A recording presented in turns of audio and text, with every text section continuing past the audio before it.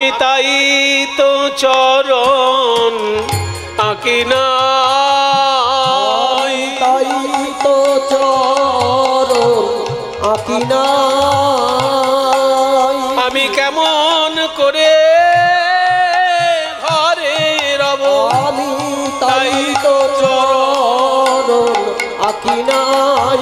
আমি কেমন করে ঘরে রব।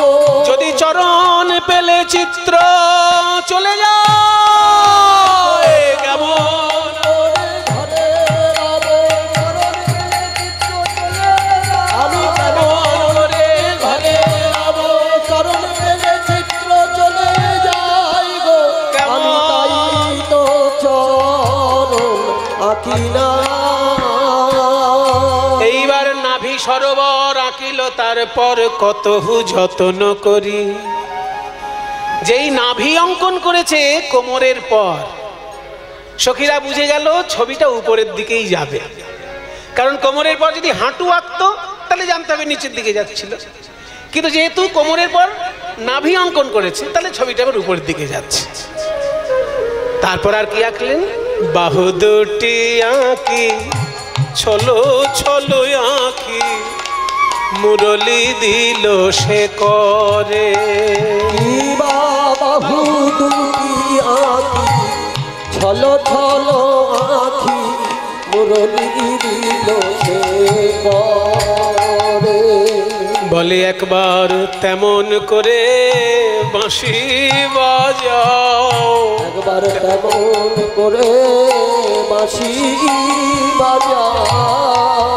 তুমি আর দেখা দাও বা না দাও, তেমন করে বাঁশি বাজাও।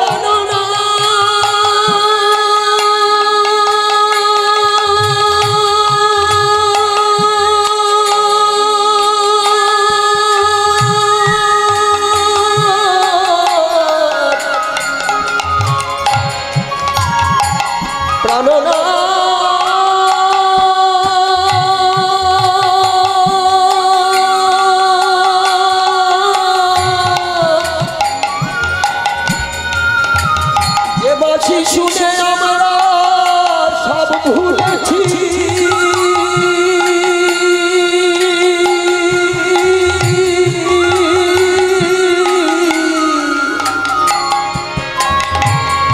আমাদের দেহ মন প্রাণ জীবন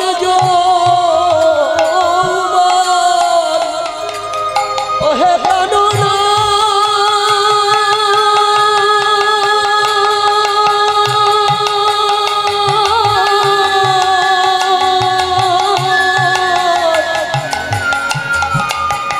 মধুর মধুর তানে বাজাও বাঁশি,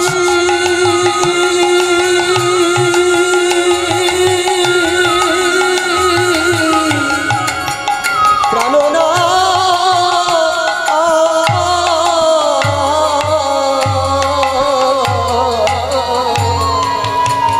কম্বু কণ্ঠ কিবা অপরূপ শোভা বদন আঁকিল পরে। কম্বু কণ্ঠ, কম্বু মানে কি গো? বাচ্চাদেরকে আবার জিজ্ঞেস করি, বাচ্চাগুলো ভাবছে সাংঘাতিক অপরাধ করেছি আজকে কীর্তন শুনতে। শুধু আমাদেরকে নিয়ে পড়লো কেন রে বাবা? ওদেরকে নিয়ে পড়ার কারণ হচ্ছে ওরাই তো ভবিষ্যতে আমাদের সমাজের মেরুদণ্ড নাকি।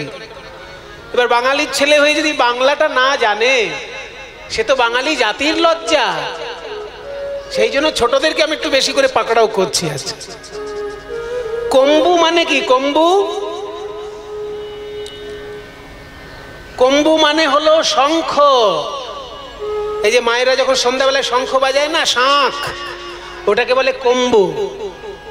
শাঁখের মুখের দিক থেকে দেখবেন গোল গোল ভাঁজ ভাঁজ দাগ আছে। ওই গোল গোল ভাঁজ ভাঁজ দাগ তেমনি গোবিন্দের গলায় আছে। ওই শঙ্খের মুখের দিক থেকে যেমন ভাঁজ ভাঁজ গোল গোল দাগ, ওই রকম গোবিন্দের গলাতেও গোল গোল দাগ। সেই জন্য শঙ্খর সঙ্গে তুলনা। কম্বু কণ্ঠ কিবা অপরূপ শোভা, বদন আঁকিল পরে। সবার শেষে বদন অঙ্কন করেছে। এবার মুখটা যেই আঁকা হয়ে গেছে, বদন আঁকিয়া, শ্যামের বদন আঁকিয়া, মুখে মুখ দিয়া তার সনে কহে কথা। শ্যামের বদন আঁকিয়া, মুখে মুখ দিয়া তার সনে কহে কথা। ছবি আঁকার পর সেই ছবির সঙ্গে কথা বলছে। কি কথা বলছে গো? বলে দাসীর কথা কি মনে পড়ে না, দাসীর কথা কি মনে পড়ে না, তুমি দ্বারকায় রাজা হয়েছ বলে দাসীর কথা কি মনে পড়ে না। দ্বারকায় রাজা হয়েছ বলে, ওহে বৃন্দাবনের রাখাল রাজা,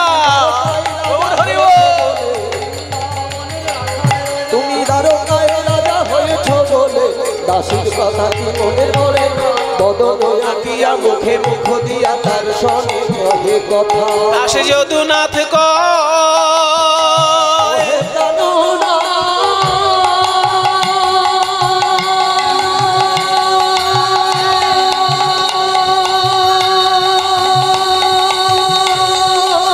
গুরদাদি গুরদাদি গুরদাদি গুরদা, একবার এসে দেখে যা,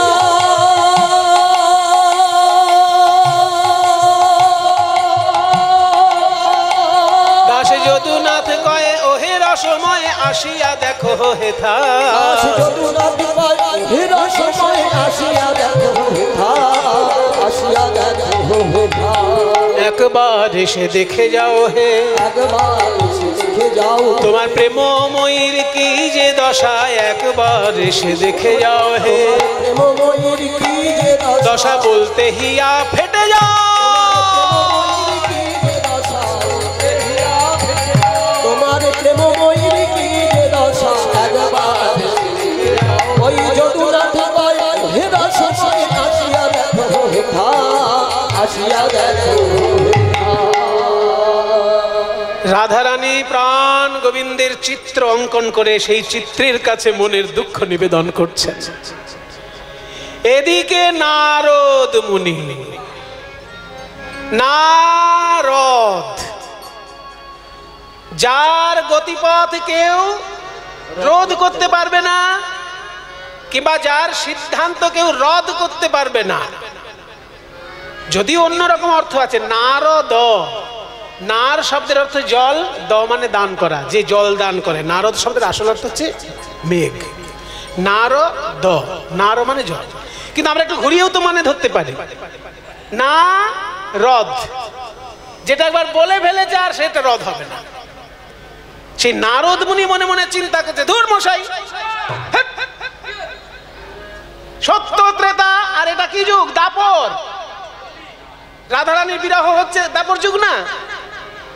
সত্য যুগে দেখেছি হিরণ্যাক্ষ আর হিরণ্যকশিপু যুদ্ধ করছে।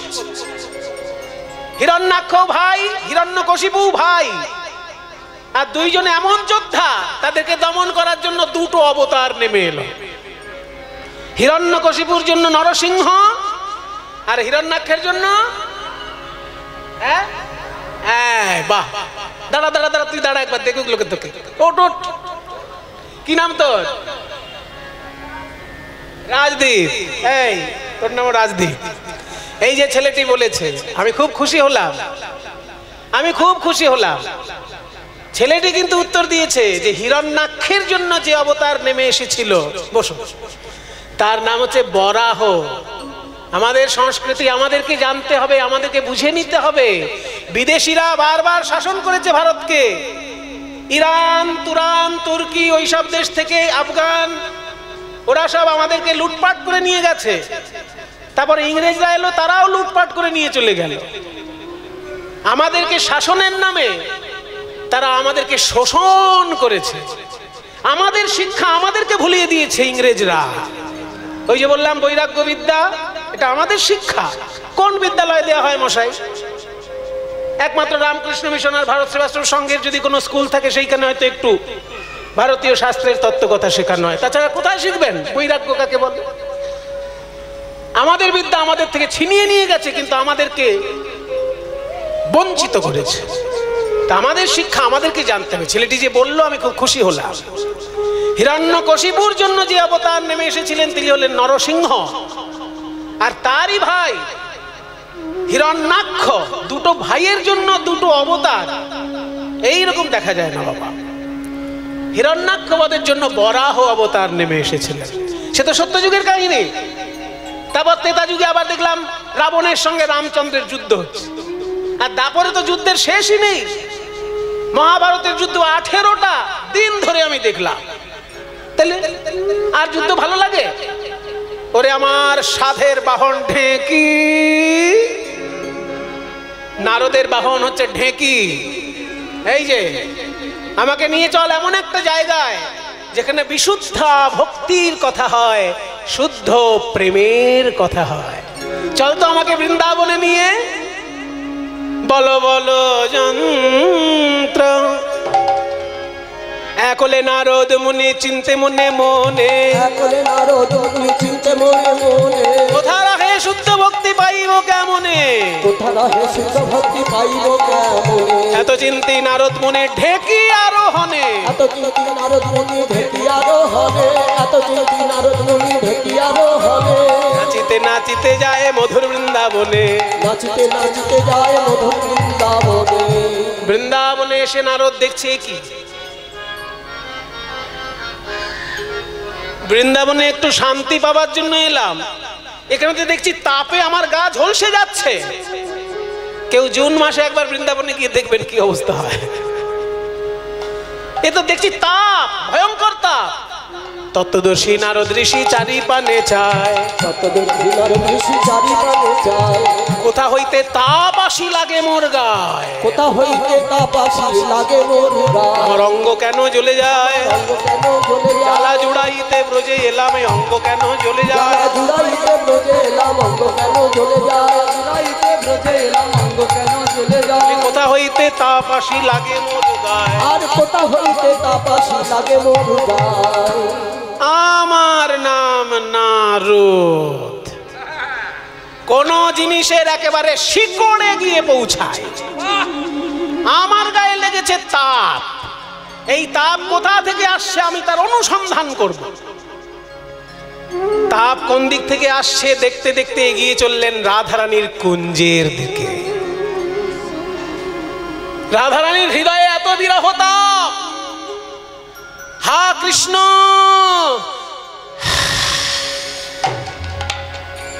কৃষ্ণ বলে যখন একটা দীর্ঘ শ্বাস ফেলছেন, দপ করে আগুন জ্বলে যাচ্ছে। এত বিরহতা। এই দৃশ্য দর্শন করে নারদ মুনির বড় ব্যথা পেলে। আমি যুগে যুগে অনেক ঘটনা দেখেছি, কিন্তু এমন বিরহ তো দেখিনি। কৃষ্ণ বলে দীর্ঘ শ্বাস ফেলছে আর আগুন জ্বলে যাচ্ছে। আমার প্রাণ যখন কেঁদে উঠেছে রাধার বিরহ দর্শন করে, এই বিরহের আমি মিলন ঘটাবই। রাধে তুমি কেঁদো না, আমি দ্বারকায় গিয়ে কৃষ্ণকে বুঝিয়ে তোমাদের মিলন ঘটাবো। নারদ মুনি বললেন, কই রে আমার সাধের বিনা, সারা জীবন হরিনাম করেছিস, কৃষ্ণ নাম করেছিস, এইবার কৃষ্ণের প্রিয়তমা রাধারানীর নাম করতে করতে চল দ্বারকার পথে। বলো বলো যন্ত্র রাধা নাম মন্ত্র, যাগ যজ্ঞ ব্রত কিছু নাহিয়া। বলো বলো যন্ত্র রাধা নাম মন্ত্র, যাগ যজ্ঞ ব্রত পূজা কিছু নাহিয়া। বলো বলো যন্ত্র রাধা নাম মন্ত্র, যাগ যজ্ঞ কিছু নাহিয়া। বলো বলো বিনে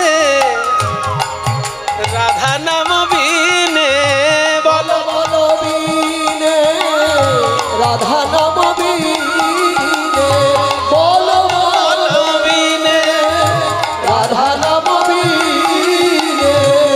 এই ত্রিভুবনে কিছু নাহিয়া। বলো বলো যন্ত্র রাধা নাম বলো রাধে জয় রাধে জয় রাধে জয় রাধে জয় রাধে জয় রাধে জয় রাধে। বলো রাধে রাধে রাধে রাধে রাধে রাধে রাধে রাধে রাধে রাধে রাধে রাধে রাধে। জয় রাধে জয় রাধে জয় রাধে। সোনার সিংহাসনে বসেছিলেন কৃষ্ণচন্দ্র চমকে উঠলেন। এমন মধুর সুরে রাধা নাম কে বাজাচ্ছে ভাই? বিনা যন্ত্র সহযোগে এত মধুর রাধা নাম কার কণ্ঠে শুনি? ওই রাধা নাম,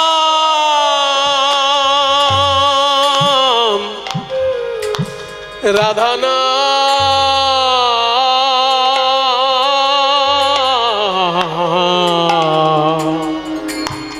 রাধা নাম কে শুনালে, শুনালে গো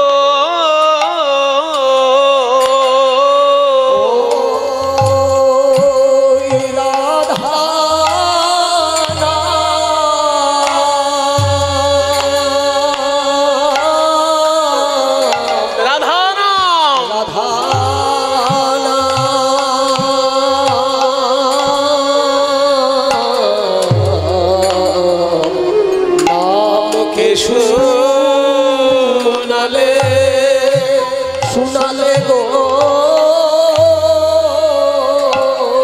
রাধা নাম শুনাইয়া মোর মন, মোর মন প্রাণ জুড়াইলে।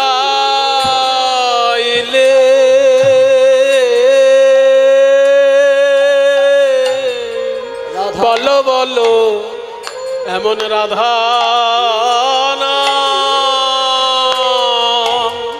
আমায় কে শুনালে, এমন রাধা রাধা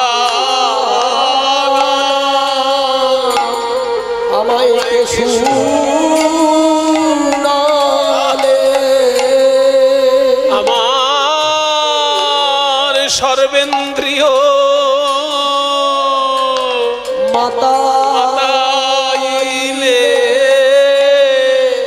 ওই রাধা আমায় জন্মের মতো কিনে নিলে। আমার সর্বেন্দ্রিয় মাতা আমায় জন্মের মতো রাধে কিনে আমার সর্বেন্দ্রিয় মাতা আমায় জন্মের মতো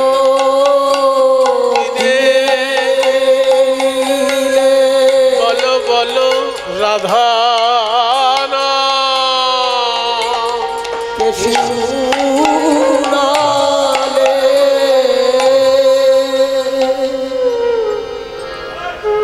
সবাই বলো দ্বারকাধিপতি রাজাধিরাজ কৃষ্ণচন্দ্র মহারাজ কি, শ্রী কৃষ্ণচন্দ্র মহারাজ কি, শ্রী কৃষ্ণচন্দ্র মহারাজ কি।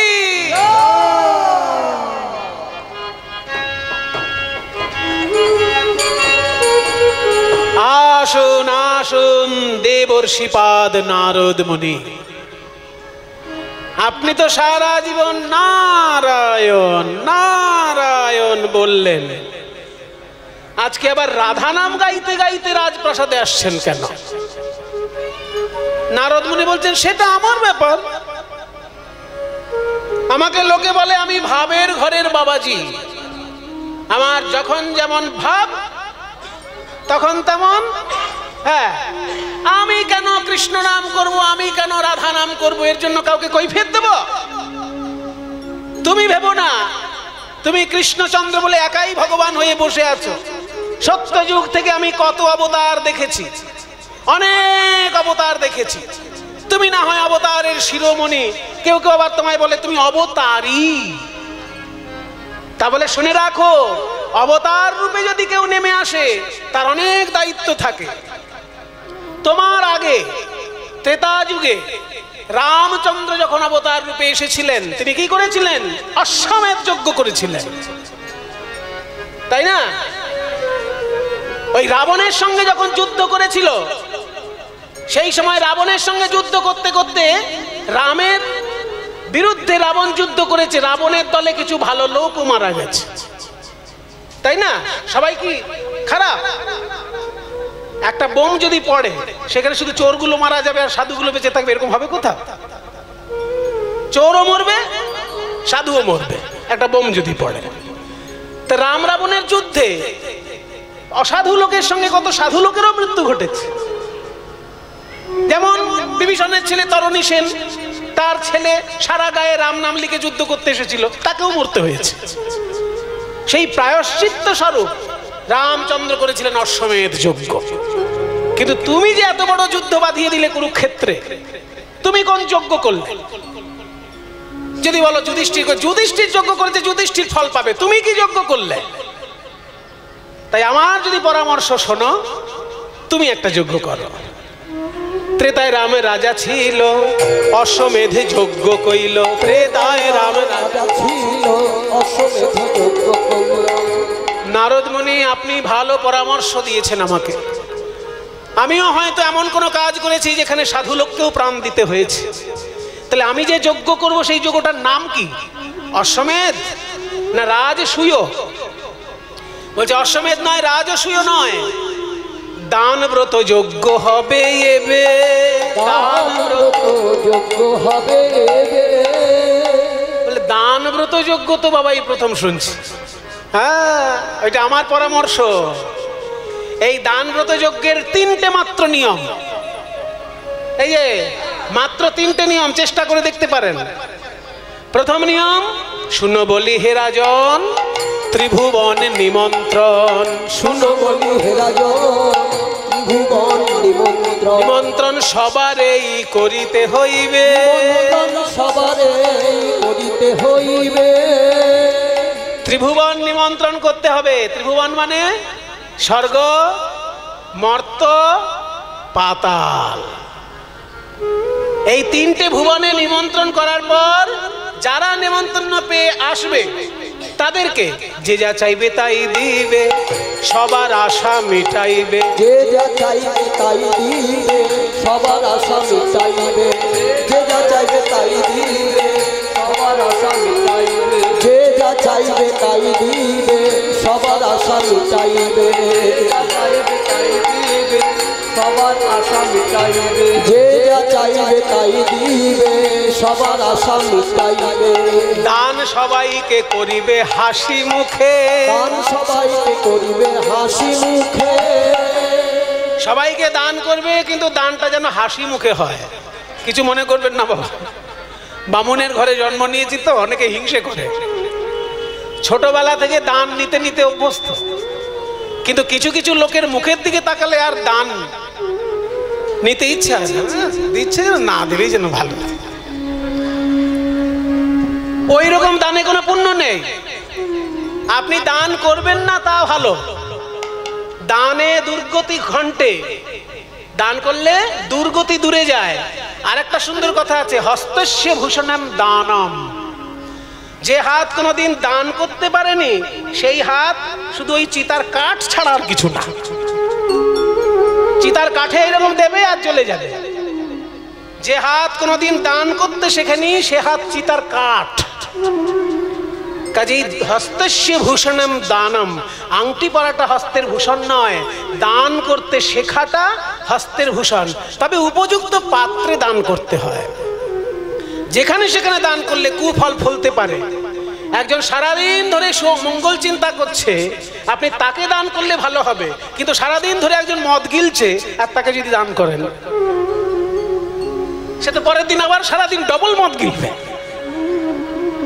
যে লোকটা সারাদিন মঙ্গল চিন্তা করে গীতা পাঠ করছে বা চণ্ডী পাঠ করছে, মঙ্গল চিন্তা করে, তাকে আপনি দান করলেন, সে আর একটা গীতা পড়বে বা আর একটা চণ্ডী পড়বে। কিন্তু যে মদ কিনছে তাকে দান করলে সে আর একটা বোতল কিনে আনবে। সেই জন্য উপযুক্ত পাত্রে দান করতে হয়। দান যখন করবেন মুখে যেন হাসি থাকে। দান সবাইকে করিবে হাসি মুখে, দান সবাইকে করিবে হাসি মুখে। তাহলে প্রথম নিয়ম হলো স্বর্গ মর্ত পাতাল নিমন্ত্রণ। দ্বিতীয় নিয়ম হলো সকলকে দান এবং হাসি মুখে দান, প্রোভাইডেড, মুখে যেন হাসি থাকে। 3 নম্বর নিয়ম হচ্ছে যে দান করার পর আরেকটা কাজ আছে, সর্বশেষে দান দিয়া ভিক্ষার ঝুলি স্কন্ধে লইয়া, সর্বশেষে দান দিয়া ভিক্ষার ঝুলি স্কন্ধে লইয়া, ভিক্ষা করি যাবে মন সুখে, ভিক্ষা করি যাবে মন সুখে। দাঁড়ান দেবর্ষিপাদ, আপনার সব কথা বুঝলাম কিন্তু শেষ কথা বুঝলাম না। আপনি বললেন ত্রিভুবন নিমন্ত্রণ করব, চেষ্টা করব কেউ যাতে বাকি না যায়। আপনি বললেন সকলকে দান করব, মুখে হাসি থাকবে। হাসি তো আমার মুখে লেগেই আছে আজীবন, ও দান করলেও হাসি, দান না করলেও হাসি। কিন্তু শেষ কথাটা যেটা বললেন, দান করার পর তাদের কাছে গিয়ে আবার আঁচল পাতবো, এইটা তো একটা হাস্যকর কথা হলো। মনে করুন এই যে আপনারা মা কালীর জন্য সবাই দান করলেন, থালার উপর যে যেমন পারলেন দান করলেন। এখনই যদি আপনারা কমিটিকে কি বলেন যেটা দিয়েছি সেটা ফেরত দিন, তো কমিটির ভালো লাগবে? বলবে মশাই আপনার মতন লোক যেন জীবনে কীর্তন শুনতে না আসে। তাহলে আমি দান করলাম, আবার আমি তাদের কাছে কি আঁচল পাতবো? লোকে তো আমাকে নিয়ে হাসি ঠাট্টা করবে। শুনুন মহারাজ, আপনি লোকের কাছে চাইবেন কিন্তু হাস্যকর ভাবে কেন চাইবেন? মনে করুন আপনি রাজা মানুষ, আপনি 1 কোটি টাকা কাউকে দান করলেন। রাজা গজার ব্যাপারই আলাদা। আপনি যদি গুরুদেবকে দক্ষিণা দেন 100 টাকা দিলেই আপনার বুকের ভিতরটা টিপ টিপ করবে। কিন্তু প্রধানমন্ত্রী যদি গুরুদেবকে দক্ষিণা দেয় কি দেবে? একেবারে ব্ল্যাঙ্ক চেক, गुरुजी आपके चरणों में न्यौछावर कर दिया हूं, अपने हिसाब के अनुसार लिख लीजिए। তাই না? তাহলে আপনি তখন দান করবেন 100 টাকা দেবেন, কিন্তু প্রধানমন্ত্রী যদি কাউকে দান করে সে তো কোটির উপরে গল্প। সেই জন্য আপনি যাকে দান করবেন, মনে করুন 1 কোটি টাকা দিলেন, তারপরে তার কাছে হাত পেতে বলবেন 1টি টাকা ভিক্ষা দিন। 1 কোটি টাকা দেওয়ার পর কেউ যদি 1 টাকা ভিক্ষা চায়, কেউ হাসবে? বলে না, কেউ হাসবে না। কিন্তু চাইবো কেন? বলে চাইলে আপনারই মঙ্গল। আপনি যখনই 1 কোটি টাকা দেওয়ার পর 1 টাকা ভিক্ষা করবেন, আপনার দানের অহংকার দূরে যাবে, দানের অহংকার দূরে যাবে, অহংকার তখন দান করে ভিক্ষা করবে, দানের অহংকার। যেই 1 টাকা ভিক্ষা করে ফেললে তুমি, আর কোনোদিন বুক বাজিয়ে বলতে পারবে না জানেন আমি আমাকে 1 কোটি টাকা দিয়েছি, বলতে পারবেন না। 1 কোটি দিয়েছি, তার কাছে 1 টাকা ভিক্ষাও নিয়েছি, তাই অহংকারটা আপনার থাকবে না। বাহ, এ তো সাংঘাতিক সুপরামর্শ, খুবই ভালো লাগলো। তাহলে এখন কি করি? বলে এখন চিঠি লিখুন, চিঠি লিখতে থাকুন, ভুল করবেন না। প্রথম চিঠি কাকে লিখতে হয় জানেন? ওই যে মা কালীর চরণ তলে যিনি শুয়ে আছেন। প্রথমে শঙ্করে পরে শঙ্করী রে, গণপতি কার্তিকের রে,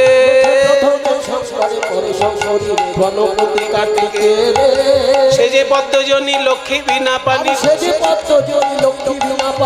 পদ্মজনী মানে ব্রহ্মা, লক্ষ্মী এই যে সে যে পদ্মজনী লক্ষ্মী বিনা পানি, সে যে পদ্মজনী লক্ষ্মী বিনা পানি, এই যে লক্ষ্মী, এই যে বিনা পানি, সে যে পদ্মজনী লক্ষ্মী বিনা পানি, সে যে পদ্মজনী লক্ষ্মী বিনা পানি, পত্র লিখে নিজ করে, সে যে পদ্মজনী লক্ষ্মী বিনা পানি, পত্র লিখে নিজ করে। একে একে পত্র লিখে যে দিল, একে একে পত্র লিখে যে দিল, যথাযোগ্য সম্বোধনে, আস্তে সম্বোধনটা ঠিক করতে হবে, যাকে যেটা মানায়। দুর্গা দেবীর সামনে কি লেখা হলো? দুর্গা মাতা সহায়। গণেশের আগে কি লেখা হলো? সিদ্ধিদাতা গণেশায় নমঃ। যাকে যেটা সম্বোধন, যথাযোগ্য সম্বোধনে যে কথা যার ভালো লাগে, যথাযোগ্য সম্বোধনে যথাযোগ্য সম্বোধনে একে একে পত্র লিখে দিবি, পত্র লেখে নিজ করে, পত্র লেখে নিজ করে। সবার নামে তো চিঠি লেখা হলো, কিন্তু দাদা বলাই যে মা এত কষ্ট করে মানুষ করলো তাকে তো আমি চিঠি লিখতে পারলাম না দাদা। ভাই রে, আমি তো সেটাই তোকে বলতে যাচ্ছিলাম, মায়ের নামে চিঠি কই?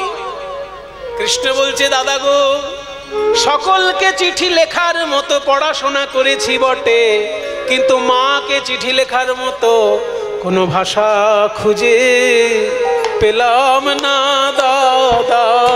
কোনো ভাষা খুঁজে পেলাম না দাদা।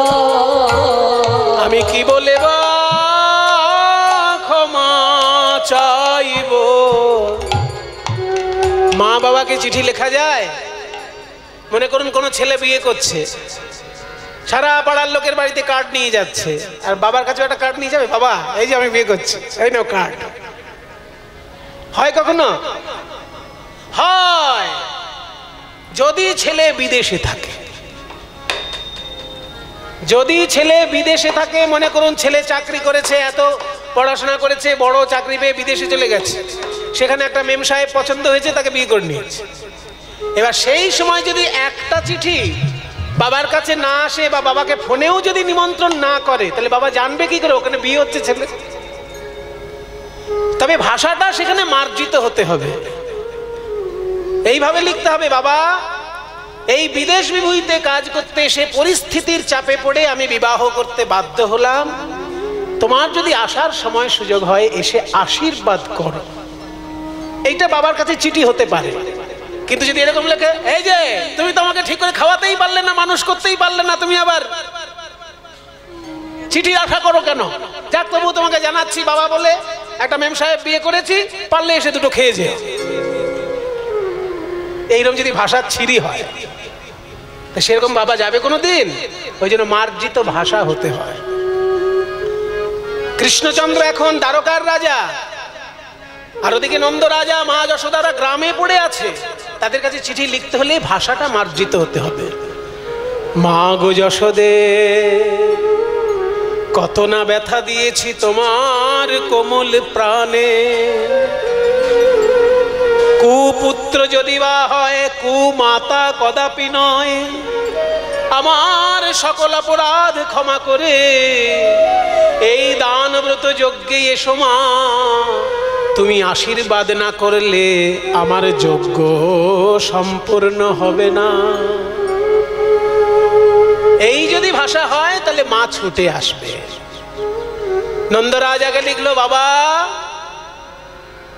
আমরা যখন গোষ্ঠে যেতাম তুমি আমাদেরকে ধুতি পরিয়ে দিতে, তাই আজকে তুমি এসে দাঁড়িয়ে সমস্ত যজ্ঞ পরিচালনা করো, যাতে তোমার ছেলের অসম্মান না হয়। তুমি অনেক যজ্ঞ করিয়েছো, আর আমি তো শুধু রাজনীতি করেছি। আমি সারা ভারতের রাজনীতির দায়িত্ব মাথায় নিয়ে নাজেহাল, আর তুমি তো বৃন্দাবনে অনেক যজ্ঞ করিয়েছো, তাই যজ্ঞে তুমি বোঝো সব। তুমি দাঁড়িয়ে থেকে যজ্ঞ পরিচালনা করে দাও, যাতে তোমার ছেলের অসম্মান না হয়। এই হচ্ছে বাবার কাছে চিঠি। এরকম সবাইকে লিখলো, শ্রীরাম সুদামকে লিখলো যে তোরা পাকা পাকা ফল আনবি, ভাত রুটি খাওয়া যাবে না, ফল খেয়ে থাকতে হবে, তোদের আনা ফলই আমি খাবো। আর দাদা বলরাম যখন আড়ালে সরে গেলেন, রাধারানীকে উদ্দেশ্য করে চিঠিটি লিখছেন, ওগো রাধে প্রেমময়ী, তুমি শুধু প্রেমময়ী নও, আমার শক্তি সঞ্চারিণী। ওগো রাধে,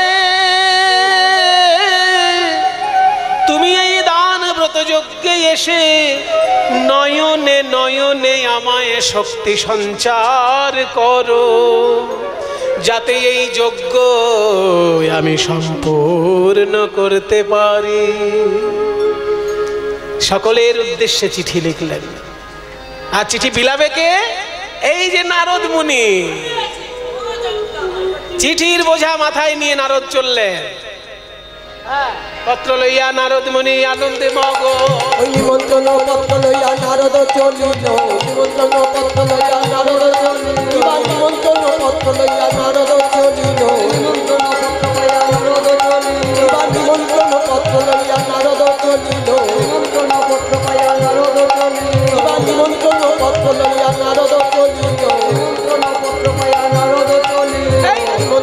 পত্র লইয়া নারদ চলিল নিমন্ত্রণ পত্র পাইয়া নারদ চলিল কৈলাস ধামে আসি।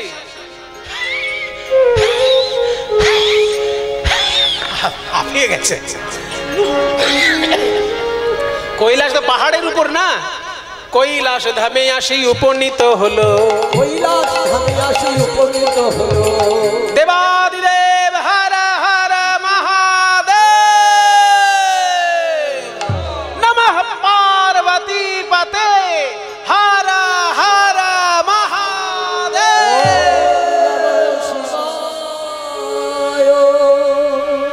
কে? নারদ এসেছিস? নিশ্চয়ই কোনো ঝামেলা পাকিয়েছিস? না মামা, একটা শুভ সংবাদ দিতে এসেছি। শুভ? তোর মুখে আবার শুভ সংবাদ? এই জীবনে প্রথম শুনবো হয়তো। বল মামা। শ্রীকৃষ্ণচন্দ্র যজ্ঞ করছে। হ্যাঁ, আবার যজ্ঞের খবর দিতে এসছিস? একবার আমার শ্বশুর মশাই যজ্ঞ করেছিল, তুই খবর দিতে এসছিলিস। এমন রেগে গেলাম শ্বশুরের মুন্ডই কেটে দিলাম। আবার তুই যজ্ঞ? না মামা, তোমার শ্বশুর মশাই যখন যজ্ঞ করেছিল তোমাকে তো নেমন্তন্নই পাঠায়নি, কিন্তু এবার কৃষ্ণচন্দ্র যে যজ্ঞ করছেন প্রথম নিমন্ত্রণ পত্র তোমার নামে। পড়ে দেখো, লেখা আছে সাঙ্গ পাঙ্গ সঙ্গে করে আসবেন। তাহলে সাঙ্গ পাঙ্গ কে তোমার? নন্দী ভৃঙ্গি, ডাকিনী যোগিনী, ভূত। তাহলে ভূত প্রেত সবাইকে নিয়ে যাবে। পত্র হেরি ভোলানাথের আনন্দিত মন, পত্র হেরি ভোলানাথের আনন্দিত মন, বম বম বলি ভোলা করয়ে নিতন, বম বম বলি ভোলা করয়ে নিতন। আনন্দ ধরে না, আনন্দ ধরে না, পত্র হেরি ভোলানাথের আনন্দ ধরে না। ওই পত্র হেরি ভোলানাথের আনন্দ ধরে না, পত্র হেরি ভোলানাথের আনন্দ ধরে না। বম বম বলি ভোলা করয়ে নিতন, বম বম বলি ভোলা করয়ে নিতন।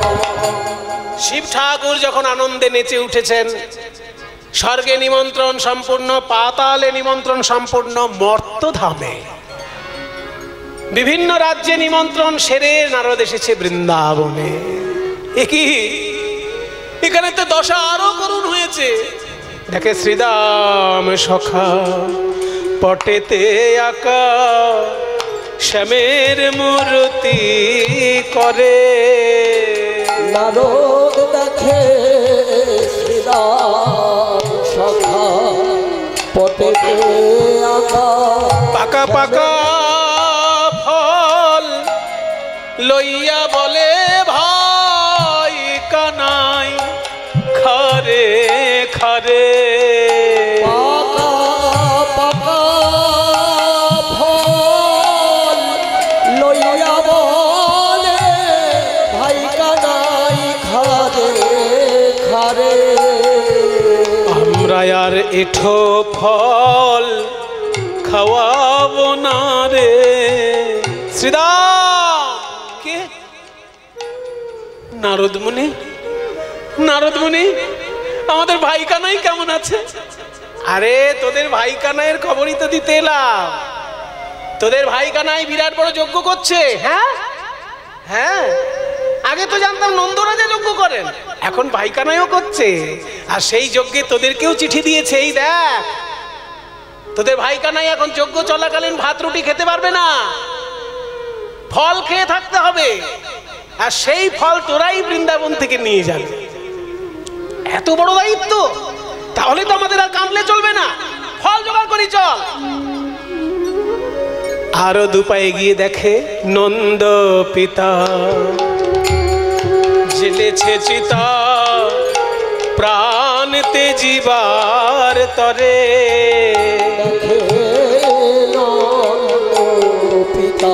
মাতা নন্দ রানী করে নবনী,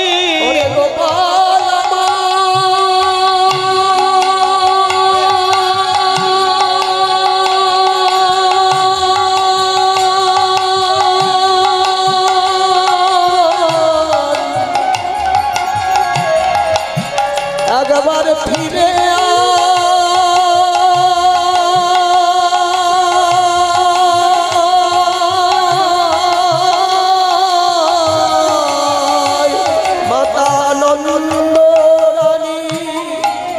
করে রাবণী দারে দারে। নারদ, মা আমার ছেলে কেমন আছে? মা আপনার ছেলে বিরাট বড় যজ্ঞ করছে।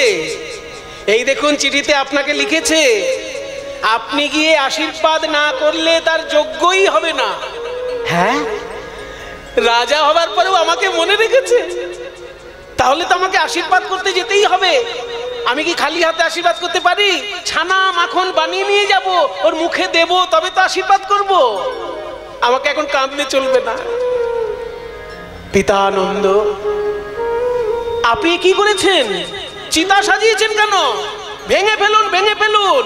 এই দেখুন কৃষ্ণ লিখেছে, আপনি গিয়ে যজ্ঞ পরিচালনা করে দেবেন। ওরে বাবা, যজ্ঞের দায়িত্ব আমার উপর, তাহলে তো আমার কাঁদলে চলবে না। এগিয়ে চললেন নন্দ রাজা। আর দুই পায়ে গিয়ে নারদ মুনি রাধা রানীর কুঞ্জে গিয়েছেন। দেখেন রাধা রানী আমার বিধাতার উদ্দেশ্যে বলছেন, এই ওগো বিধাতা, পঞ্চত্বং তনুরেতু ভূত নিবহা স্বাংশে বিশন্তি স্ফুটম ধাতারং ভন্ত প্রণিপত্য শিরসা তত্রাপি याचे वरम। হে বিধাতা, শুনেছি মৃত্যুর পর লোকের শরীরের পঞ্চতত্ত্বে মিশে যায়। মাটির সঙ্গে মাটি মেশে, জলের সঙ্গে জল মেশে, বাতাসের সঙ্গে বাতাস মেশে, মহাশূন্যতার সঙ্গে হৃদয়ের আকাশ মেশে। আর তাপ, শরীরের তেজ তাপের সঙ্গে মিশে যায়। আমার যদি মৃত্যু হয়, হে বিধাতা, আমার এই পঞ্চতত্ত্ব গিয়ে যেন কৃষ্ণের সেবা করে। যাহা পহু অরুণ চরণে চলি যাত, তাহা তাহা ধরণী হইয়ে মঝুগাত। যে পথে গোবিন্দ বিচরণ করে, আমার শরীরের মাটি অংশ সেই পথে যেন ধুলা হয়ে থাকে।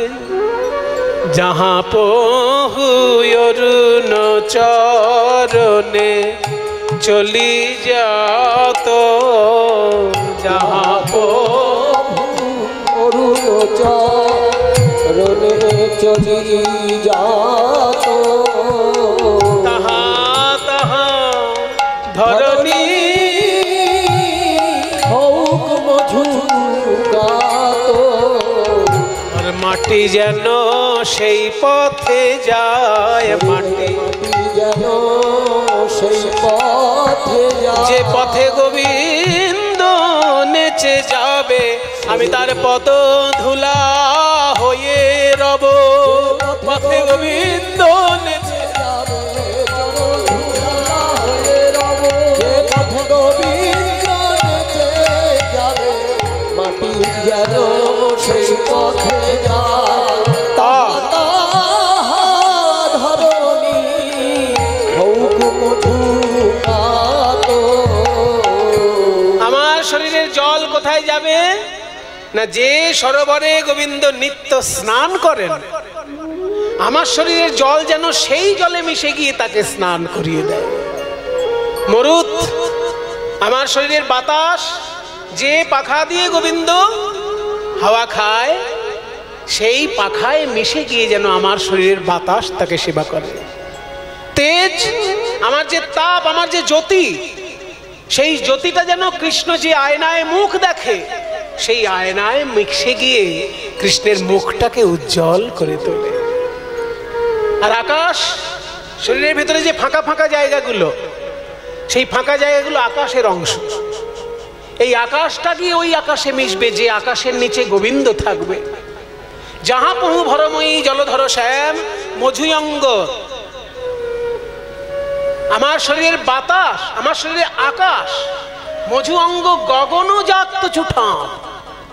যে আকাশের নিচে গোবিন্দ বিচরণ করবে, আমার শরীরের আকাশ যেন সেইখানে যায়। ললিতা বলছে, তাহলে সেবা করবি কি করে আকাশ হয়ে? বলে আমি মেঘ হয়ে ছায়া ধরবো, মেঘ হয়ে ছায়া ধরবো, ছায়া ধরবো। আর তাপিত অঙ্গ শীতল হবে আমার অঙ্গের ছায়া লেগে, তাপিত অঙ্গ শীতল হবে আমার অঙ্গের ছায়া লেগে, তাপিত অঙ্গ শীতল হবে। মেঘ হয়ে ছায়া ধরবো, মধু অঙ্গ গগন জাগত ছুটাবো। যে সংস্কৃত শ্লোকটা বললাম আগে, এই শ্লোকটা রচনা করেছেন শ্রী রূপ গোস্বামী। আর সেই শ্লোকের বঙ্গানুবাদ মানে ব্রজবুলি পদে অনুবাদ করেছেন গোবিন্দ দাস মহাশয়। সবাই মিলে আসেন, সবাই মিলে হাত জোড় করুন গোবিন্দ দাসের উদ্দেশ্যে এবং রূপ গোস্বামীর উদ্দেশ্যে। গোবিন্দ দাসে কহে কাঞ্চন গৌরী, গোবিন্দ দাসে কহে কাঞ্চন গৌরী, সোমর কত তনু তোহে কিয়ে ছড়ি, সোমর কত তনু তোহে কিয়ে ছড়ি। ভাগ্যবান পদকর্তা গোবিন্দ দাস বলছেন, ওগো রাধে রাজনন্দিনী, তুমি মৃত্যুর পর কৃষ্ণ সেবা করার কথা ভাবছো কেন?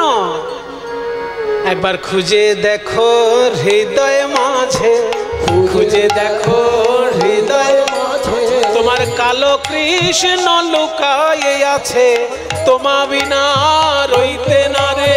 কালো কৃষ্ণ লুকায়ে আছে, তোমার বিনা রইতে না। কালো কৃষ্ণ লুকায়ে আছে, খুঁজে দেখো তোমার হৃদয় মাঝে। সোমর কত তনু তোহে গিয়ে ছড়ি। নারদ মুনি বলছে, রাধে তুমি মৃত্যুর পর কৃষ্ণ সেবার কথা ভাবছো? আর এই দেখো আমি ব্যবস্থা করেছি প্রভাস যজ্ঞের, সেই যজ্ঞে তোমাকে যেতে হবে। এই যে চিঠি, তুমি গিয়ে শক্তি সঞ্চার না করলে কৃষ্ণের যজ্ঞই হবে না।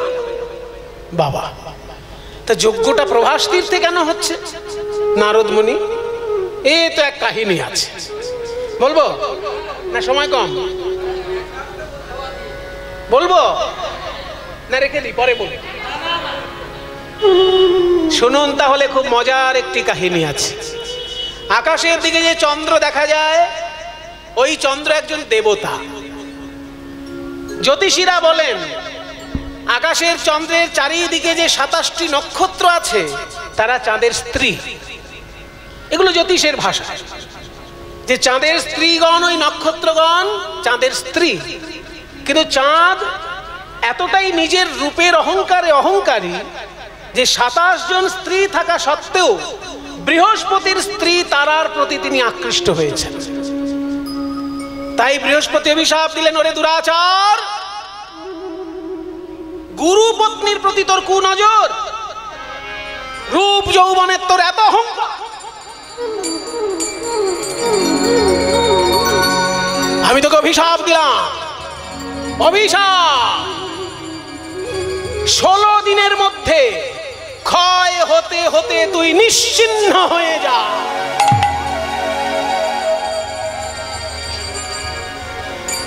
কারোর অভিশাপ কাজে লাগুক না লাগুক, গুরু যদি অভিশাপ দেয়, গুরু হইতে সাবধান। গুরুর বাড়ি বেশি যাবেন না, আবার কমও যাবেন না। কম গেলে সঠিক সন্ধান পাবেন না, আবার বেশি পেলে গেলে যদি গুরুদেব অভিশাপ দিয়ে দেয় বিপদে পড়ে যাবেন। সাধারণত গুরুরা অভিশাপ দেয় না, কিন্তু অতিষ্ঠ হয়ে গেলে বলা যায় না। সেই জন্য গুরু যদি অভিশাপ দেয়, সে অভিশাপ লাগবেই লাগবে। বৃহস্পতি অভিশাপ দিয়ে দিলেন চন্দ্রকে, বৃহস্পতি হচ্ছে দেবগুরু। যেই না অভিশাপ দিয়ে দিলেন 16 দিনের মধ্যে ক্ষয় হবে, চাঁদ ক্ষয় হতে হতে হতে হতে 15 দিন ক্ষয় হয়ে গেছে, আর একদিন বাকি আছে। যেই না একদিন বাকি আছে, চাঁদের যারা স্ত্রী তারা দুশ্চিন্তায় পড়ল যে আর একটা দিন যদি ক্ষয় হয়ে যায় চন্দ্রদেব, আমরা তো সব বিধবা হয়ে যাবে। তাহলে আমাদের বিধবা হওয়ার হাত থেকে কে বাঁচাবে? কে বাঁচাবে? যার কেহ নাই সেই তার রয়েছে অভাগার অগতির গতি। ওই যে দেবাদিদেব মহাদেব, তার কাছে গিয়ে 27 জন স্ত্রী প্রণাম করে ডাকতে লাগলেন, ওম নমঃ শিবায়, ওম নমঃ, ওম নমঃ শিবায়,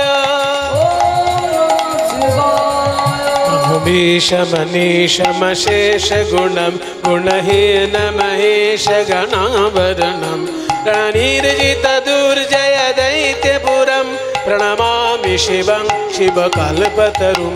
ওম নমঃ শিবায়, ওম নমঃ শিবায়। গুরুরাজনান্বিত বামতনুং ধনুনিন্দিত রাজিত কোটি বিদুং विधि विष्णु शिरोधृत पाद जुगं प्रणमामि शिवं शिवकल्पतरु।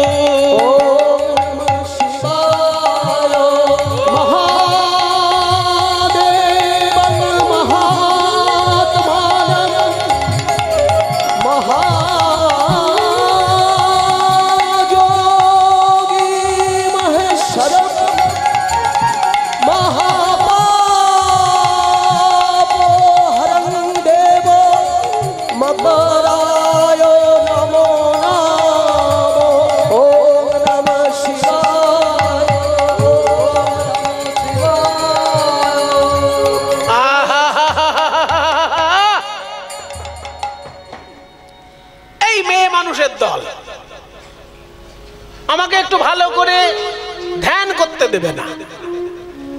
একটু এই হিমালয়ে আমি কেন বাড়ি বানিয়েছি? কৈলাসের ঠান্ডার মধ্যে কেউ থাকতে পারে? কিন্তু আমি বাড়ি বানিয়েছি যাতে লোকে আমার কাছে যে ঝামেলা না করে। আর এইখানে আমি আপন মনে ধ্যান করছি, দেখো একদল মেয়ে আমার নামে নমঃ শিবায় করছে। আমার ধ্যান জমবে? এই মেয়েরা কেন এরকম আমাকে বিরক্ত করছো? কে তোমরা? আমাদেরকে চিনতে পাচ্ছেন না? একটু ভালো করে দেখুন, আমরা আপনার আপনজন। হ্যাঁ, আপনজন।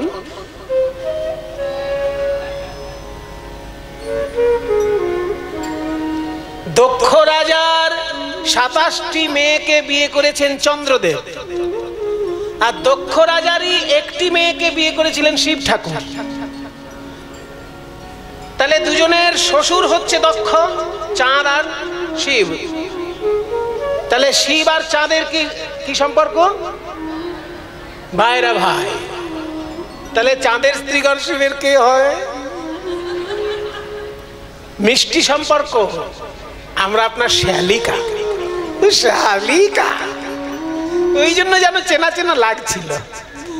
আচ্ছা বলো, কি বিপদে পড়ে আমার কাছে এসেছে? বলে বিপদে না পড়লে আপনার কাছে কে আসে? সারা গায়ে ছাই মেখে বসে থাকেন, সাপ জড়িয়ে বসে থাকেন, বিপদে পড়লেই তো আপনার কাছে আসে লোকে। আমরাও এসেছি। কি বিপদ বলো? বিপদ হলো এই, দোষ করেছে আমাদের স্বামী আর বিধবা হতে চলেছি আমরা। শিব ঠাকুর বলছি, দেখো আমি একটু সহজ সরল দেবতা, অত জটিল কথা বুঝি না, একটু খুলে বলো। আর খুলে কি বলবো জামাই বাবু? আপনি তো আমাদের কর্তাকে চেনেন। আমরা 27 জন স্ত্রী থাকতেও ওনার এমন নজর, বৃহস্পতির স্ত্রী তারার প্রতি উনি আকৃষ্ট। তাই আচ্ছা দাওয়াই পেয়েছে। বৃহস্পতি এমন অভিশাপ দিয়েছেন, বলেছেন 16 দিনের মধ্যে ক্ষয় হয়ে শেষ হয়ে যাবে। তা 15 দিন ক্ষয় হয়ে গেছে, আর একটা দিন বাকি আছে। এইটুকু ক্ষয় হলেই চন্দ্র দেবতা নিশ্চিহ্ন আর আমরা বিধবা। তাই আমাদেরকে বিধবা হবার হাত থেকে আর কেউ বাঁচাতে পারবে না, আপনি বাঁচান জামাইবাবু। শিব ঠাকুর বললেন, ঠিক আছে ঠিক আছে, অনন্য শরণ, অগতির গতি, আমি যখন আছি তোমাদের জামাইবাবু, কোনো চিন্তা নেই। শোনো, ওই 1 খণ্ড চাঁদকে এনে আমার জটার মধ্যে লুকিয়ে রাখো। কেন জানো? যদি ঘড়িতে জল না ঢোকে তাকে বলে ওয়াটার প্রুফ ঘড়ি। তেমনি এই জটার মধ্যে কারোর অভিশাপ ঢুকবে না। তাহলে এই জটাটা হলো অভিশাপ প্রুফ জটা। এর মধ্যে ওই চাঁদকে রেখে দাও, কারোর অভিশাপ এখানে কাজে লাগবে না। এই মন্ত্র দেওয়া জটা, তাই তাহলে ওই একখণ্ড চন্দ্রকে এনে শিবের জটায় যুক্ত করে দেওয়া হবে। সেদিন থেকে শিব ঠাকুরের জটায় একখণ্ড চাঁদ। আকাশের চাঁদ আলাদা, শিব ঠাকুরের জটার চাঁদ আলাদা। আকাশের চাঁদে 15 কলায় চাঁদ, আর একখণ্ড 1 কলা চাঁদ শিব ঠাকুরের জটায়। ওই জন্য এদিকে জ্যোতি যখন কমে যায় ওদিকে জ্যোতি বাড়তে থাকে, ওদিকে যখন জ্যোতি কমে যায় এদিকে জ্যোতি বাড়তে থাকে। তাহলে একখণ্ড চাঁদকে আমার জটায় এনে রেখে দাও, কারোর অভিশাপ কাজ করবে না। যেই না একখণ্ড চাঁদকে জটায় এনে রেখে দিল, আর তো আকাশে চাঁদ নেই, শিবের জটায় চাঁদ। এবার আকাশে চাঁদ না থাকলে কি হবে? সারা বছরই রাতের বেলা অন্ধকার। বৃহস্পতি অভিশাপ দিয়ে ঠকে গেলেন, কারণ রাতে যখন হাঁটেন পূর্ণিমায় চাঁদ থাকলে একটু দেখে শুনে হাঁটতে পারতেন, কিন্তু চাঁদ নেই, এখন বারবার হোঁচট খাচ্ছেন রাস্তায়। ভাবছে আমার শিষ্যটাকে একটু জোরালো অভিশাপ দেওয়া হয়ে গেছে। আরে বাবা, মেরে দেওয়ার কি? বেঁচে থাকলে তো তার সঙ্গে লড়াই করতে ভাল লাগে। শত্রুকে মারতে নেই, শত্রুকে বাঁচিয়ে রেখে লড়াই করতে হয়। তোকে মেরেই দিলাম, এখন যে রাতের বেলা অন্ধকার, কোনো আলো নেই, তো কি করব? ও যদি বেঁচে থাকতো আমি বলে দিতাম যে সোম তীর্থে গিয়ে যদি কেউ স্নান করে তার ক্ষয় রোগ দূর হয়ে যায়। সোম তীর্থে গিয়ে স্নান করলে ক্ষয় রোগ দূর হয়। এটা আড়াল থেকে শুনে ফেললো চাঁদের স্ত্রীগণ। বৃহস্পতি তো আর জানে না চাঁদকে ফ্রিজে রাখা আছে। যখনই ওই চাঁদের স্ত্রীগণ শুনে নিয়েছে যে সোম তীর্থে স্নান করালে চাঁদ আবার পূর্ণ হয়ে যাবে, শিবের জটা থেকে ওই একখণ্ড চাঁদকে এনে সোম তীর্থে স্নান করানো হলো। সোম তীর্থটা কোথায়? সারা ভারতবর্ষে দ্বাদশ জ্যোতির্লিঙ্গ, যেখানে শিব ঠাকুরের বিশেষ বিশেষ প্রকাশ, সেই জায়গাগুলিকে বলা হয় জ্যোতির্লিঙ্গ তীর্থ। তার মধ্যে প্রথম জ্যোতির্লিঙ্গ তীর্থ হলো গুজরাটের সোমনাথ মন্দির। এই সোমনাথ মন্দিরে এত সোনা দানা মণি মাণিক্য থাকতো যে সুলতান মাহমুদ 17 বার ওই মন্দির লুণ্ঠন করেছেন। একবার দুবার নয়, 17 বার সোমনাথ মন্দির লুণ্ঠন করে নিয়ে গেছে, তবুও সোমনাথ মন্দিরের সোনা দানা কমাতে পারেননি। এই হচ্ছে সোমনাথ মন্দির। সেই সোমনাথ মন্দির থেকে হাফ কিলোমিটার সামনে 3টে নদী এক জায়গায় এসে মিশছে, সেটাও একটা ত্রিবেণী। তবে এখন 3টে নদী পরিষ্কার দেখা যায় না, এখন জলের একটা খাল সেখানে দেখা যায়। ওই ত্রিবেণীতে যদি কেউ স্নান করে সেটা মহাপুণ্য স্নান। সেটাই চন্দ্র দেবতা গিয়ে ওখানে স্নান করলেন, আস্তে আস্তে পূর্ণতা লাভ করল। যেই না চাঁদ পূর্ণ হয়ে গেল, তখন থেকে ওই তীর্থটার নতুন নাম হয়ে গেল। আগে নাম ছিল সোম তীর্থ, এখন নাম হয়ে গেল প্রভা যুক্ত আস। চন্দ্র তার হারানো প্রভা, প্রভা মানে জ্যোতি, চন্দ্র তার হারানো প্রভা ফিরে পেল, ওই জন্য তীর্থটার নাম হলো প্রভা যুক্ত আস, প্রভাস তীর্থ। সেই প্রভাস তীর্থে যোগ্য হবে, তোমরা সবাই মিলে যাবে। তাহলে আর কিরে, আর তাহলে চিন্তা করে লাভ নেই। ফলমূল নিমন্ত্রণ পত্র পাইয়া ব্রজবাসীগণ, প্রভাস যজ্ঞের পথে করই গমন, প্রভাস যজ্ঞের পথে করই গমন। এবার শকট ভরিয়া নিল দধি দুগ্ধ ছানা। শকট মানে কি? গরুর গাড়ি ভর্তি করে দধি দুগ্ধ ছানার ফলমূল নিয়েছে। ফলমূল কত নিল না হয় গণনা, শকট ভরিয়া নিল দধি দুগ্ধ ছানা, ফলমূল কত নিল না হয় গণনা। প্রভাস তীর্থে চারদিকে 4টে দরজা হয়েছে। একদিকে দরজা দিয়ে আসছে শান্ত আর দাস্যরসের ভক্তগণ, অন্যদিকে দরজা দিয়ে আসছে সখ্য রসের ভক্তগণ, শ্রীরাম সুদাম। জোর সে বলো জয় কানহাইয়া লাল কি। আস্তে, আমি যখন বলবো জয় কানহাইয়া লাল কি, আপনারা উত্তরে বলবেন হাতি ঘোড়া পাল কি।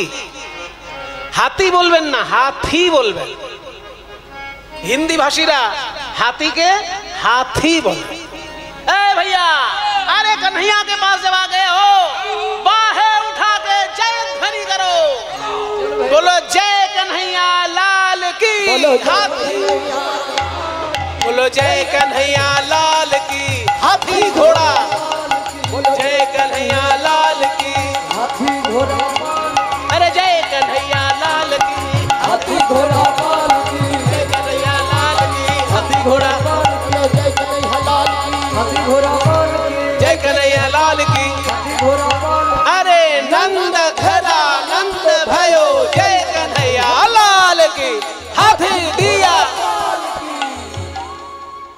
গোবিন্দ বুঝে গেলেন এই হাতি ঘোড়া দিয়ে জয়ধ্বনি আর ওই ব্রজবাসী ছাড়া কেউ দেবে না। সবাইকে গিয়ে আলিঙ্গন করলেন প্রাণ গোবিন্দ। ওদিকে একটি দরজায় মা যশোদা এসেছেন। গোপাল বলিয়া কাঁদয়ে মা, গোপাল বলিয়া কাঁদয়ে মা, কহে রামের বদন চাই, কহে রামের বদন চাই। বলাই দাদা, আমার মা যশোদার কান্না শুনতে পাচ্ছি। দারোয়ান বোধহয় বুঝতে পারেনি। সাধারণ মানুষ মনে করে আমার মা যশোদাকে বোধহয় বাধা দিয়েছে দারোয়ান। চলো দাদা, তুমি যজ্ঞের দিকটা দেখো, আমি মায়ের কাছে আগে যাই। মা মা বলিয়া ধাইয়া চলে,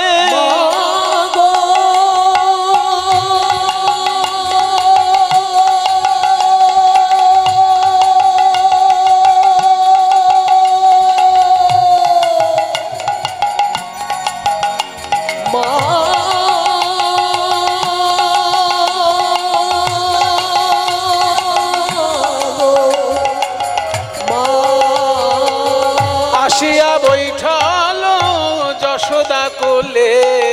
মামা বলিয়া ভাইয়া চলে, আসিয়া বৈঠাল মায়ের কোলে।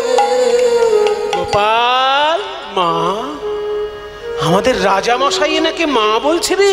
সর সর সর সর সর। মা, তুমি এসেছো মা। তোর দারোয়ান আমাকে চিনতে পারেনি, কিন্তু তুই যে আমাকে মা বলে ডেকেছিস বাবা, এতেই আমার সব অসম্মান সম্মানে পরিণত হয়েছে। আয় বাবা, বুকে আয়। এই যে তোর জন্য ছানা মাখন এনেছি, একটু খা।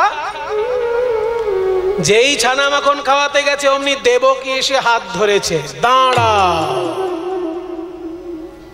দেবকী? হ্যাঁ যশোদা, ছানা মাখন যদি খাওয়াতে হয় আমি খাওয়াবো, কারণ আমি ওর গর্ভধারিণী, আমি ওকে পেটে ধরেছি। তুমি দুদিন পালন করতে পারো, কিন্তু পালন করলে তার অধিকার বেশি না গর্ভে ধরলে তার অধিকার বেশি? আমি যে ওকে কোলে পিঠে করে বড় করেছি, কোলে পিঠে করে বড় করেছি। কোকিলের বাচ্চা কাকের বাসায় বড় হয়, পরে যখন কোকিল বুঝতে পারে আমি কাক নই, কারণ গলার সুর মেলে না, তখন সে বাসা ছেড়ে চলে যায়। তাহলে ওই দেখো বাবা,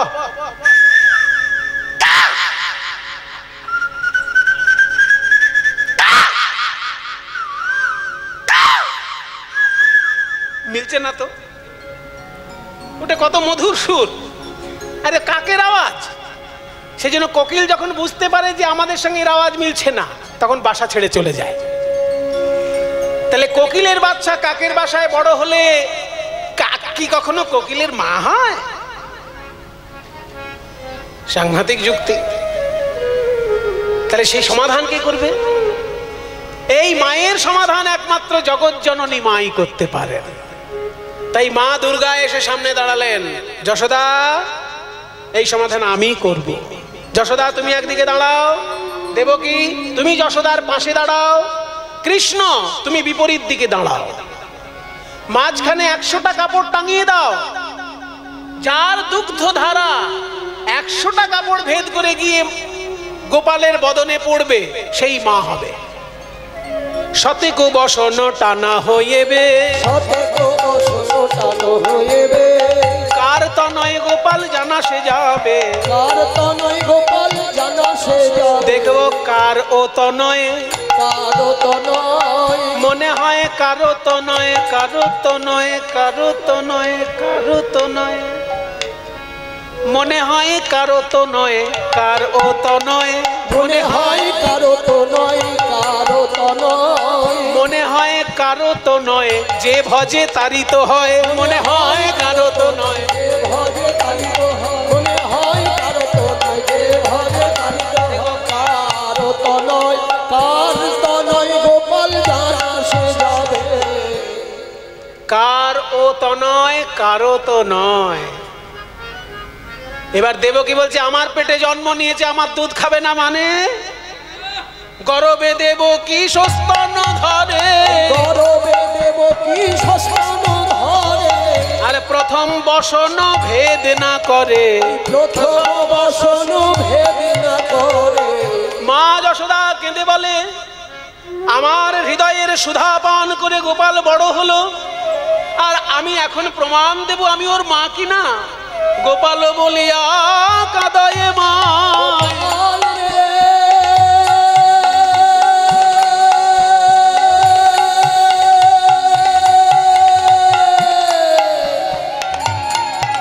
গোপাল হরি বল হরি বল, গোপাল বলিয়া দুগ্ধ পড়ে গোপালের বদনে যায়, দুগ্ধ পড়ে গোপালের বদনে যায়। যখনই ব্যাকুল প্রাণে গোপাল বলে কেঁদে উঠেছে মা যশোদা, তার ব্যাকুলতা, তার স্নেহের এমন তীব্রতা, 100টা কাপড় ভেদ করে দুগ্ধ ধারা গোপালের বদনে গেল। ভাগ্যবান পদকর্তা চণ্ডীদাস একপাশে দাঁড়িয়ে বলছেন কেন হবে না? বাসুলি আদেশে চণ্ডীদাস বলে,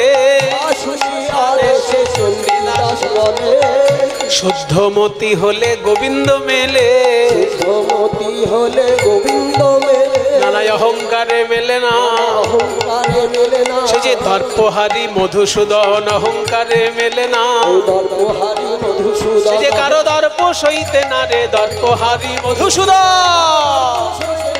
দর্পহারি মধুসূদন, কারো দর্প সইতে না রে, দর্পহারি মধুসূদন, অহংকারে মেলে না, শুদ্ধমতি হলে গোবিন্দ মেলে। মাকে সেটা প্রমাণ হয়ে গেল। বাকি থাকলো একটাই দরজা, সেখানে রাধারানী আসছেন বিনা সুতায় গাঁথা মালা হাতে নিয়ে। কই বিনা সুতায় মালা গেঁথেছি, যার গলায় পড়াবো বলে সে কই? কই কৃষ্ণ কোথায়, কৃষ্ণ কোথায় প্রাণ বধূ,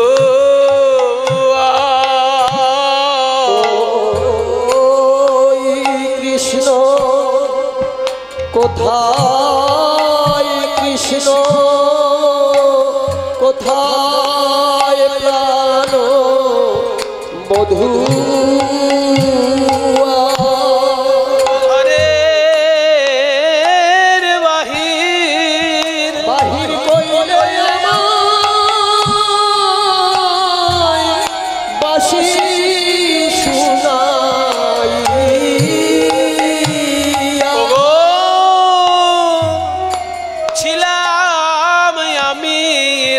নন্দিনী গো, ওই ঘরে বাহির বাহির কইলে আমায়, ছিলাম আমি রাজনন্দিনী গো, হলাম পথের ভিখারিণী, একদিন ছিলাম আমি রাজনন্দিনী।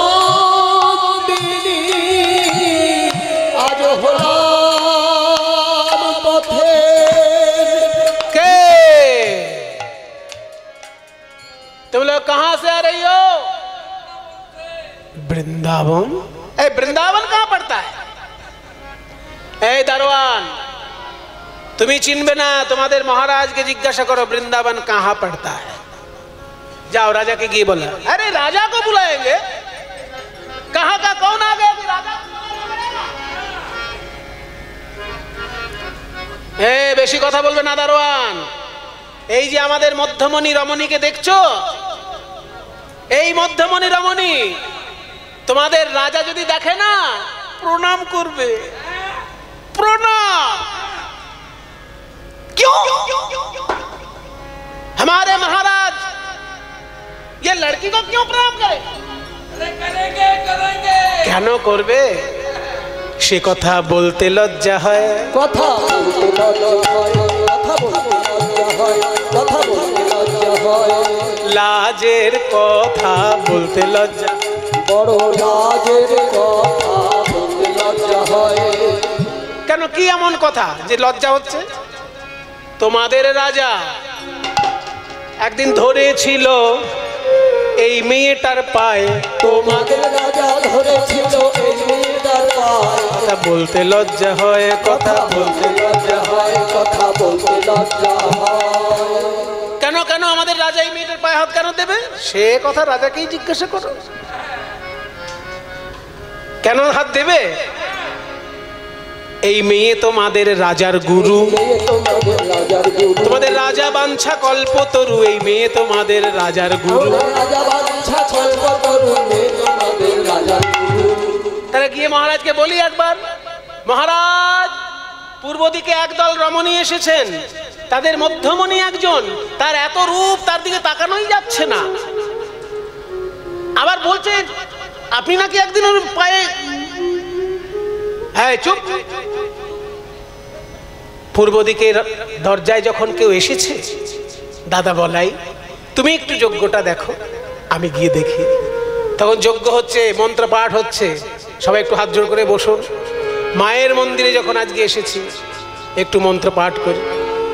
ওম অগ্নি ভীড়ে পুরোহিতম যজ্ঞস্য দেবম ঋত্বিজম হোতারম রত্নধাতমাম ओम अग्नये स्वाहा इदमग्नये ओम अग्निः पुष्पैर्ऋषिभिर्यो नूतनैरुत सा देवा एह भक्ष्यति ओम अग्नये स्वाहा इदमग्नये ओम अग्निनारयिमश्नवत् पूषमेव दिवे दिवे यशसं वीरवत्तमाम् ओम अग्नये स्वाहा इदमग्नये ओम अग्ने यं यज्ञमध्वरं विश्वतो परिभूरसि स हि देवेषु गच्छति ओम अग्नये स्वाहा इदमग्नये ओम अग्निर्होता कविक्रतुः सत्यश्चित्रश्रमस्तमः देवो देवेभिरागमात् ओम अग्नये स्वाहा इदमग्नये ओम यदंगदाशु शितुवम् अग्ने भद्रं करिष्यसे तवेतत्सत्यमङ्गिरः ओम अग्नये स्वाहा इदमग्नये ओम उपत्वाग्ने दिवे दिवे दोषावस्तरधिया वयं नमो भरन्त एमसि ओम अग्नये स्वाहा इदमग्नये ओम सानाभितेव सुनवे अग्ने सुपायनो भव स च स्वानः सुवस्तये ओम अग्नये स्वाहा इदमग्नये ओम स्वस्ति नो इंद्र वृद्धश्रवाः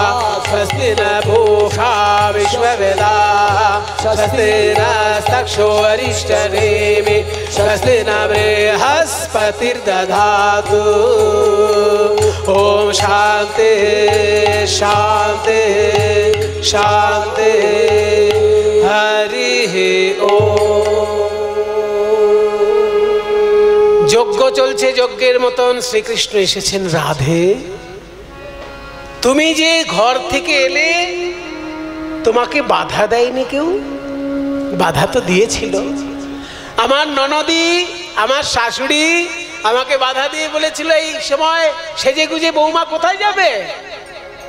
শেষকালে কি হলো জানো? তোমারই যোগমায়াকে আমি শরণাপন্ন হলাম। বললাম, মা যোগমায়া, আমাকে তোমার রূপ দাও। এই যে মা, এই মা তখন রাধারানীকে রূপ দিলেন। রাধারানী কালী মূর্তি ধারণ করেছিলেন। কালী মূর্তি ধারণ করে আয়ানকে যখনই কালী রূপ দেখিয়েছিলেন, আয়ান বলেছিলেন, তুমি মহাশক্তি, তোমাকে বাধা দেবার ক্ষমতা আমার নেই। সবাই মিলে একটু হাত জোড় করুন, একটু মায়ের চরণে মাকে আমরা ডেকে নিই।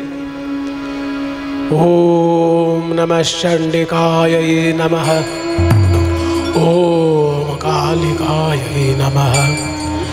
ত্বং স্বাহা ত্বং স্বধা ত্বং হিব ষটকার স্বরাত্মিকা সুধা ত্বংक्षरे नित्ये त्रिधा मात्रात्मिका स्थिता अर्धमात्रा स्थिता नित्या यानोचार्या विशेषतः त्वमेव सा त्वं सावित्री त्वं देवी जननी परा त्वयैव धार्यते सर्वं त्वयैतत्सृज्यते जगत् त्वयैतत्पाल्यते देवी तमत्सन्त्येज सर्वदा विसृष्टौ सृष्टिरूपा त्वं स्थितिरूपा च पालने तथा संहृतिरूपान्ते जगतोऽस्य जगन्मये महाविद्या महामाया महामेधा महास्मृतिः महामोहा च भवति महादेवी महाशूली प्रकृतिस्त्वं हि सर्वस्य गुणत्रय विभाविनी कालरात्रिर्महारात्रिर्मोहरात्रिश्च दारुणा त्वं श्री त्वमेश्वरी त्वं ह्रीस्त्वं बुद्धिबोधलक्षणा लज्जा पुष्टिस्तथा तुष्टिस्त्वं शान्तिः शान्तिरेव च खड्गिनी शूलिनी घोरा गदिनी चक्रिणी तथा शंखिनी चापिनी बाण भूषुणे परिघायुधा सौम्या सौम्यतरा शेष सौम्यभ्यस्पति सुंदरी परापराणां परमा त्वमेव परमेश्वरी शरणागत दीनार्त परित्राण परायणे सर्वशान्ति हरे देवी नारायणी नमोस्तुते।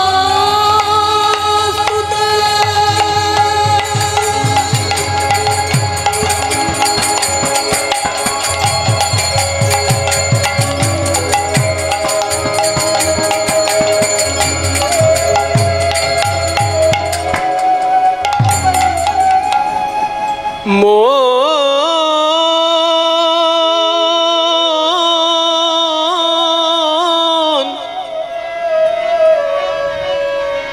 ওরে মন আমার,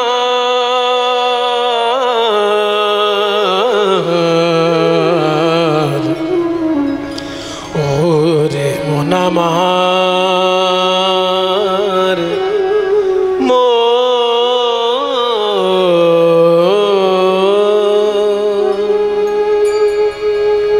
মিছে ভ্রম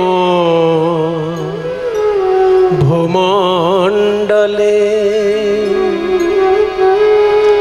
ভুল না দক্ষিণা কালী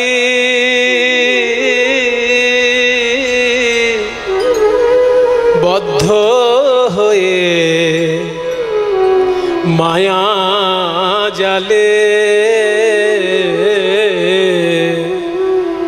ভেবে দেখ মনকে ও কারো মিছে ভ্রম ভূমণ্ডলে ভুলনা দক্ষিণা কালী পথ মায়া জালে ভেবে দেখ মনকে কারো যার জন্যে মর ভেবে সে কি তোমার যার জন্য এত চিন্তা করছো, কালকে মরে গেলে পরশুদিনই তোমার বাড়িতে সেই লোক গোবর ছড়া দেবে, যার জন্য তুমি এত ভেবে মরছো। তুমি কালকে মরে যাও, পরশুদিনই যার জন্য তুমি এত ভাবছো, সে চারিদিকে গোবর ছড়া দেবে যাতে ভূত না আসে। যার জন্য মরো ভেবে সে কি তোমার সঙ্গে যাবে, সেই প্রেয়সী দেবে ছড়া অমঙ্গল হবে বলে, সেই প্রেয়সী দেবে ছড়া অমঙ্গল হবে বলে। ভেবে দেখ মনকে ও কারো মিছে ভ্রম ভুবনে। এখানে যারা যারা মাতৃমণ্ডলী আছেন তাদের খুব খারাপ লাগছে শুনে যে আমাদেরকে একটু ঠুকে কথা বলা হলো, যে আমরা স্বামীকে ভালোবাসি, মরে গেলেই পরের দিন তো আমাদেরকে সেই গোবর ছড়া দিতে হবে। এতে মায়েদেরকে ঠুকে বলা হচ্ছে না। বলার উদ্দেশ্য হলো এই যে প্রিয়জনকে তো ভালোবাসতেই হবে। অগ্নি সাক্ষী করে তাকে বাড়িতে আনা হয়েছে ভালোবাসার জন্য, ভালোবাসার জন্যই তো অগ্নি সাক্ষী করে তাকে এনেছেন। ভালোবাসুন, কিন্তু তার ভালোবাসার একটা সীমা আছে। সেই সীমা যখনই অতিক্রম হয়ে যায় তখনই সেটা অন্যায় হয়ে যায়। তার ভালোবাসার সীমা পর্যন্ত তার ভালোবাসা। সমাজের প্রতি আপনার কর্তব্য আছে, সমাজের প্রতি আপনার ভালোবাসা চাই। দেশের প্রতি আপনার কর্তব্য আছে, দেশের প্রতি ভালোবাসা চাই। সর্বোপরি এই বিশ্ব ব্রহ্মাণ্ড হচ্ছে মায়েরই সৃষ্টি, কাজে বিশ্ব ব্রহ্মাণ্ডের প্রতি আপনার কর্তব্য আছে। যেখানে সেখানে ময়লা ফেলবেন না, যেখানে সেখানে আবর্জনা ফেলবেন না। আপনি ধোঁয়া খেয়ে সুখ নিচ্ছেন আর ধোঁয়ায় আপনি বিষ মেশাচ্ছেন, এসব করবেন না।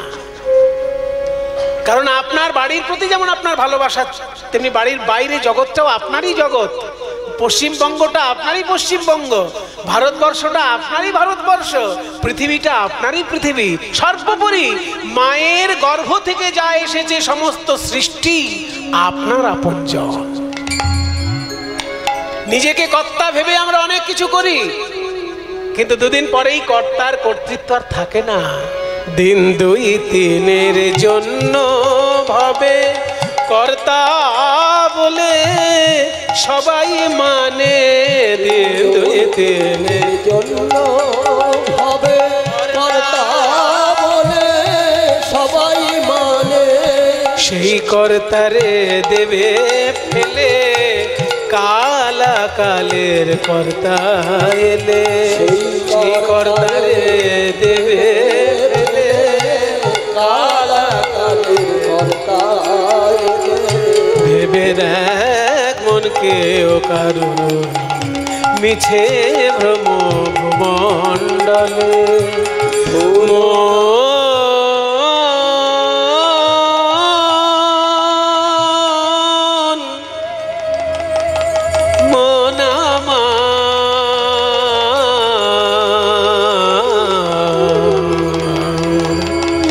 ওরে মন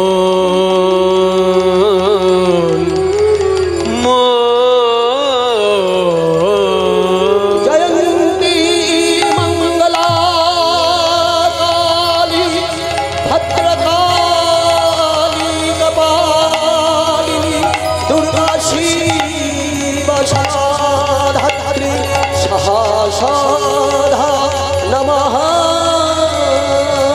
স্তুতে। রাধারানীর ভিতরে মহাশক্তি বিরাজ করছেন, প্রাণ গোবিন্দেও জানলেন। তাই বললেন, শোনো রাধে, তুমি শক্তি সঞ্চার না করলে আমার এই লীলা, আমার এই যজ্ঞ সম্পূর্ণ হবে না। তাই তুমি আমাকে শক্তি সঞ্চার করো, আমি যেন যজ্ঞ সম্পূর্ণ করতে পারি। নারদ মুনি দূর থেকে দেখে বলছেন, আমি এই দৃশ্যটা দেখবো বলেই তো আশা করে আছি। সেই গিরিগোবর্ধন ধারণ যখন হয়েছিল, সবার নয়ন কৃষ্ণের দিকে, আর কৃষ্ণের নয়ন কোন দিকে ছিল কেউ জানে না, আমি আড়াল থেকে সব দেখেছি। সবার নয়ন তখন কৃষ্ণের দিকে, আর কৃষ্ণের নয়ন তখন রাধারানীর দিকে। কেন না নয়নে নয়নে তখন শক্তি সঞ্চার হচ্ছিল। ওই জন্য সুখসারি বলেছে না, সুখ বলে আমার কৃষ্ণ গিরি ধরেছিল, সারি বলে আমার রাধা শক্তি সঞ্চারিল, নইলে পারবে কেন। তাই আজকে রাধা কৃষ্ণ পাশাপাশি দাঁড়ালেন, যুগল দর্শন করে সবাই আনন্দ করছে। আমরাও একটু আনন্দ করি। কালা চাঁদ চাঁদ চাঁদ চাঁদের বামে চাঁদ বদনে দাঁড়ালো, চাঁদ চাঁদ চাঁদ চাঁদের বামে চাঁদ বদনে দাঁড়ালো, চাঁদ চাঁদ চাঁদ চাঁদের বামে চাঁদ বদনে দাঁড়ালো, কালা চাঁদ চাঁদ চাঁদ চাঁদের বামে চাঁদ বদনে দাঁড়ালো, দাঁড়ালো রে রাই বিনোদিনী, দাঁড়ালো রে রাই বিনোদিনী।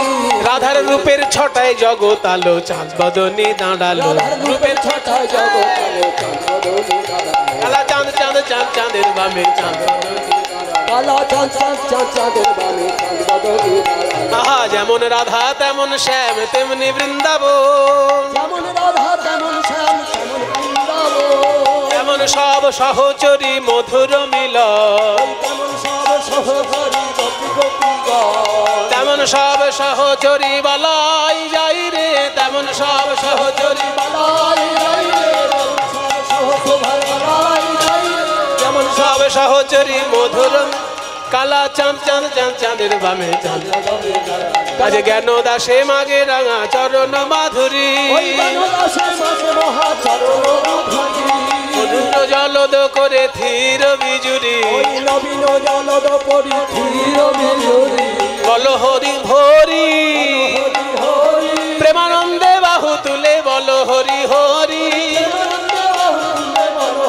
হরি, প্রেমানন্দে বাহু তুলে হরি বল বলে হরি বল।